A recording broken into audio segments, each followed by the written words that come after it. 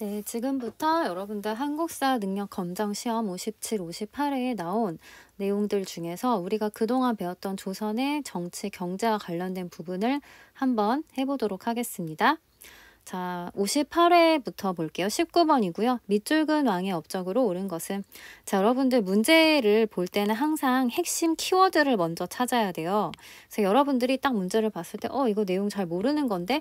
라고 일단 실망하지 마시고, 자, 이 중에서 여러분들이 어떤 키워드가 있는지를 보고 판단을 하면 됩니다. 자, 밑줄근 왕의 업적으로 옳은 것은, 자, 왕자의 이성계의 아들이라고 했으니까 이 사람 당연히 조선의 왕이겠죠? 자, 근데 왕자의 난과 육조 직계제 얘기가 나와요. 근데 육조 직계제를 했던 왕은 이렇게 두 명의 왕이 있어요. 태종과 세종, 이거 되게 중요하다 했었죠. 근데 왕자의 난 얘기가 나오니까 누구다? 태종이 정답이겠다.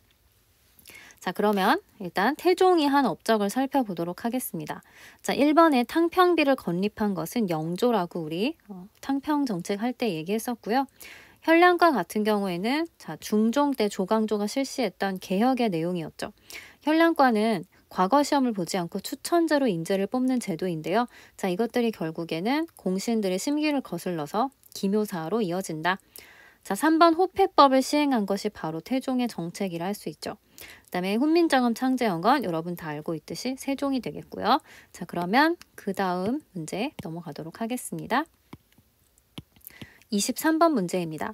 자, 밑줄근 이 전쟁 중에 있었던 사실로 옳은 것은, 자, 여러분들 위에 있는 내용은 아마 모를 거예요. 근데 중요한 거는, 자, 이 전쟁 옆에 인조 얘기 나오고요. 삼전도 얘기 나오고요. 독림대군 얘기 나오고 청나라 얘기 나오죠. 그럼 이게 병자호란이구나 라는 거를 알 수가 있습니다. 자, 병자호란 중에 있었던 사실은 당연히 1번이겠죠. 그래서 정답 1번이고요. 남한산성으로 피신했다. 자, 오답도 중요하니까 여러분들 한번 볼게요. 이번에 양헌수의 정족산성 항전은 병인양요 때 있었던 일이죠. 굉장히 잘 나오는 내용입니다. 자, 3번에 김윤우가 적장 살리타를 사살하였다.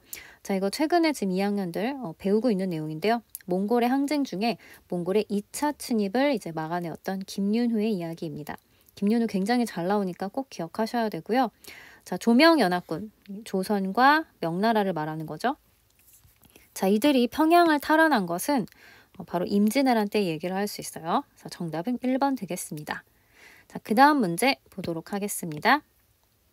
자, 그 다음 문제 25번이고요. 자, 밑줄근 제도로 옳은 것은, 자, 이거 굉장히 잘 나오는 거예요. 자, 군포를 절반으로 줄인다 얘기 나와 있죠? 바로 균역법이라고 할 수 있습니다. 자, 근데 이 줄이니까 부족해지잖아요, 세금이. 자, 그럼 뭘로? 어장세나 선박세, 그래서 어장세, 소금세, 똑같은 얘기예요. 이런 것들로 뭐 한다? 보충하는 것이 좋겠다라는 얘기를 했었죠. 이게 바로 균역법이라 할 수 있습니다. 그래서 우리가 조선 후기의 세제 변화, 균역법, 대동법, 영정법 세 가지 굉장히 중요하다 했었거든요. 꼭 기억하시기 바랍니다. 그 다음 문제 갈게요. 자, 21번입니다. 자, 가에 들어갈 사건으로 옳은 것은, 자, 여기 가에 지금 내용이 들어가는데 밑에 학습 내용 왜 일어났나요? 위훈삭제 나오죠. 조광조 나오죠. 그럼 기묘사밖에 없어요. 그래서 정답은 1번이다. 그래서 핵심되는 내용을 여러분들이 찾아내면 금방 문제를 풀 수 있습니다. 자, 그 다음 문제 가보도록 할게요. 23번입니다. 자, 이거 여기에서 여러분들 또 중요한 내용이 나오는데요. 계유정난으로 정권을 잡고 단종을 몰아낸 왕. 자, 계유정난이라는 말은 여러분들 외워두시면 좋아요. 자, 세조가 어린 단종을 죽이고 자기가 왕이 되었던 사건을 계유정난이라고 합니다. 자, 이 세조가 한 일이 뭐가 있을까요? 육조직계제를 부활시켰다. 아까도 나왔었던 내용이죠. 자, 집현전 폐지, 경연 정지 이런 내용들이 있는데, 자, 그 중에서 이 세조가 추진한 정책이 또 있어요. 자, 밑에서 찾아보면 정답 2번이겠죠. 직전법. 자, 토지제도 중에서 여러분들 맨 처음에 과전법 시행했던 거 기억나나요?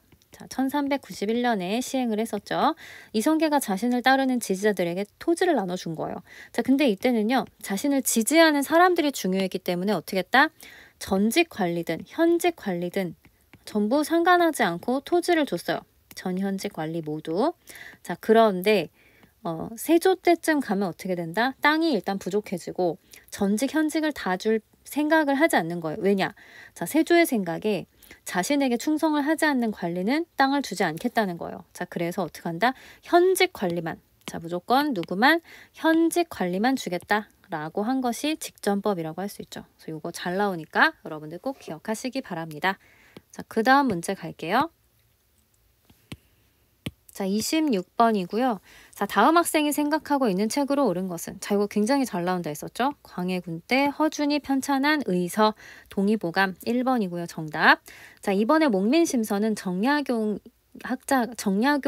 선생님이 편찬하신 책이죠. 자, 이거 조선 후기의 가장 대표적인 실학서이고요. 열하일기는 박지원이라는 실학자가 조선 후기에 이제 청나라의 사신으로 가서, 열하가 이제 청나라에 있어요. 그래서 이 열하를 건너면서 있었던 일들을 기록한 일기다 해서 열하일기라고 합니다. 자, 4번의 향약 집성방은, 향약이 우리나라의 그 고향의 약이라는 뜻이에요. 집성은 전부 모았다는 얘기죠. 그래서 세종 때 이런 우리나라의 민간 비법이나 이런 것들을 전부 모아서 만든 의학서가 향약 집성방입니다. 이것도 잘 나오니까 기억해 두세요. 자, 그 다음 넘어갈게요. 자, 29번이고요. 다음 가상뉴스가 보도된 시기의 경제 상황으로 옳은 것은, 군역법이 나오네요. 군포를 어떻게 됐다고요? 두 필에서 한 필로 감면하라 했으니까 당연히 균역법 되겠고요. 자, 이거는 영조 때 만들어진 법입니다. 조선 후기쯤 되겠죠?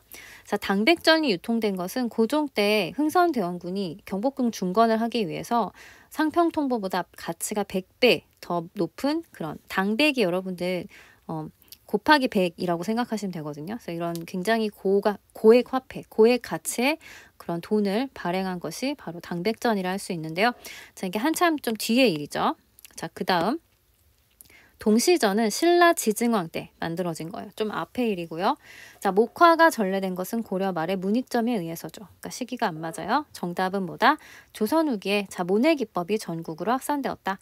자, 우리 실학 내용을 얘기하면 이제 모내기법에 대해서도 얘기를 할 텐데요. 자, 모내기법이 원래 지금도 하고 있어요, 여러분. 자, 조선 전기에 이게 들어오긴 했는데 이 농사법이 잘 되면 좋지만 잘 안 되면 농사가 확 망할 수도 있는 굉장히 위험한 그런 농사법이었기 때문에 조선 후기가 되기까지는 널리 이제 하질 못했어요. 왜냐하면 그때 당시에는 이제 물을 원활하게 공급할 수 있는 시설이 조선 전기에는 다 되지 않았었기 때문에, 자, 이런 수리시설, 자, 수리시설, 물을 공급하는 수리시설이 좀 어느 정도 확충되는 조선 후기에 되어서 어떻게 됐다? 확산됐다. 전국으로. 이렇게 기억하시면 됩니다. 자, 그래서 정답은 4번이고요. 자, 그 다음으로 넘어갈게요. 자, 여러분들 마지막 문제입니다. 30번 가왕이 추진한 정책으로 옳은 것은, 자, 여러분들 힌트가 또 다 있어요. 희빈 장씨 나오죠. 장희빈 말하는 거예요. 그 다음에 진짜 포인트가 여기 있죠. 환국 되게 중요하다 했었고요. 대동법을 확대 시행했다. 100년에 걸리기까지 이 숙종 때 이르러서 대동법이 다 전국 시행됐다고 했었잖아요. 그래서 정답은 일단 숙종이고요. 자, 이 왕이 추진한 정책을 밑에서 찾아봅시다. 자, 1번 장용령 설치한 건 정조죠. 자신의 친위 부대. 자, 두 번째 탕평비를 건립하였다. 이건 영조이고요. 자, 그 다음에 상평통보를 발행한 것이 바로 이 숙종이라 할 수 있어요. 숙종. 자, 그래서 이 성평통보가 굉장히 조선 후기에 많이 쓰였던 그런 동전이거든요. 화폐이기 때문에 여러분들 좀 같이 기억하시고요. 동국여지승납은 그 우리나라 각 도의 인물, 지리, 지역 정보 이런 것들을 이제 모아둔 지리서예요. 근데 이것을 성종 때 편찬을 하게 되고요. 나중에 이것을 이제 좀 내용을 모아가지고 중종 때 신증, 그러니까 좀 이렇게 내용을 많이 넣은 동국여지승남을 편찬하게 됩니다. 자, 이것도 잘 나오는 책이니까 여러분들 같이 공부를 해두시면 좋을 것 같고요. 자, 지금 가장 최근에 기출됐던 문제를 우리가 기본을 뽑아서 풀어봤는데 생각보다 어렵지 않지 않아요? 생각보다 괜찮지 않아요? 그래서 여러분들 핵심 내용을 좀 이렇게 찾아내는 습관을 들이시면 문제를 얼마든지 여러분들 잘 풀 수 있습니다. 자, 이것도 연습을 통해서 여러분들이 한층 쉽게 찾아낼 수 있으니까 자, 조금씩 같이 연습을 해보도록 합시다. 자, 오늘도 고생했어요.